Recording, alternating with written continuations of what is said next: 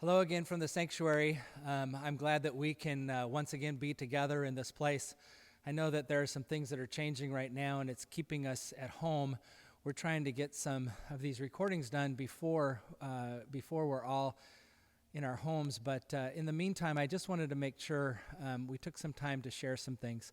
You know, there's been something that's been kind of disturbing me lately. I've been seeing kind of for lack of a better terms, kind of a argument that's been going on. I've seen it online with people talking about is God going to be winning this argument between whether or not we should be able to come into the place of worship and worship together, or are we going to let the fear win?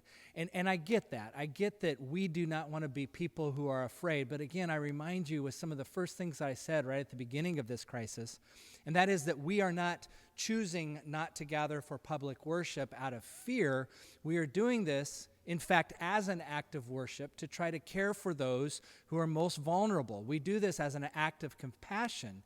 And whether or not we worship together in a sanctuary or worship in the privacy of our own homes does not take away the importance of worship. Now, that said, I do hope that we all can worship together in a public space, because that is what is best.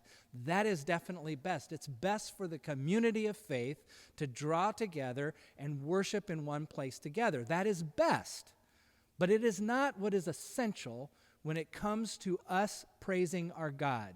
We can praise our God in any way and at any time, and we don't have to be in the sanctuary to do it. Again, my hope is we will be, and that is what's best, but it's not essential. Thinking about this reminded me of the ways in which Jesus often treated the Sabbath, because the Sabbath was a sacred time for the Jewish people, and it continues to be a sacred time for the Jewish people as well as for Christians to be able to set aside time to worship. But the thing was, what had ended up happening was people took this idea of Sabbath and turned it into a law in such a way that they began to do harm rather than good.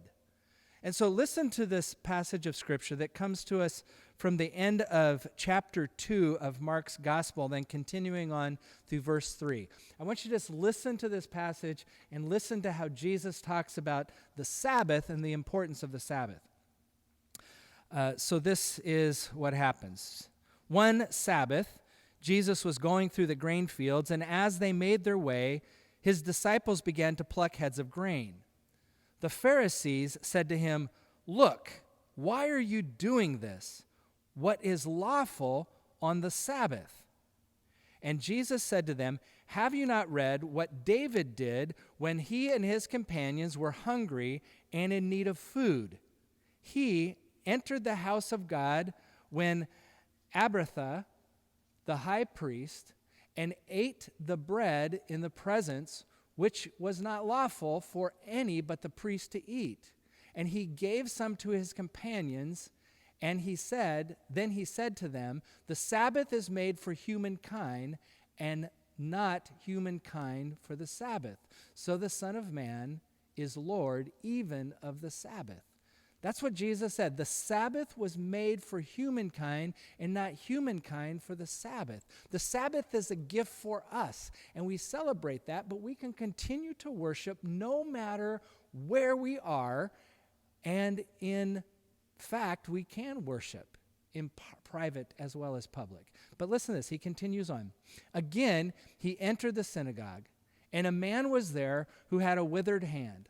They watched him to see whether he would cure on the Sabbath so that they might accuse him. And Jesus said to the man who had the withered hand, "Come forward." Then he said to them, that was the Jewish leaders, the leaders who were there in the synagogue, "Is it lawful to do good or to do harm on the Sabbath, to save life or to kill?" But they were silent. He looked around at them with anger. He was grieved at their hardness of heart and said to the man, "Stretch out your hand." Stretch it out, and his hand was restored. You know, that is such an interesting passage because for me, that question that Jesus asked, is it right for us to do good or to do harm on the Sabbath? If we truly believe that we are doing harm or we have the potential to do harm by gathering in public worship, then what is best for us and what is most honoring for us? It is not that we discontinue our worship, it's that we change our format of worship because the Sabbath is made for us, and we honor God when we worship God, whether it is in public or private. You see, I think Jesus has an important lesson for us to learn even now as we consider what's most important for us as we try to figure out how to care for the least of these. But here's the interesting thing. This is the response of the Pharisees that were there and heard what Jesus said.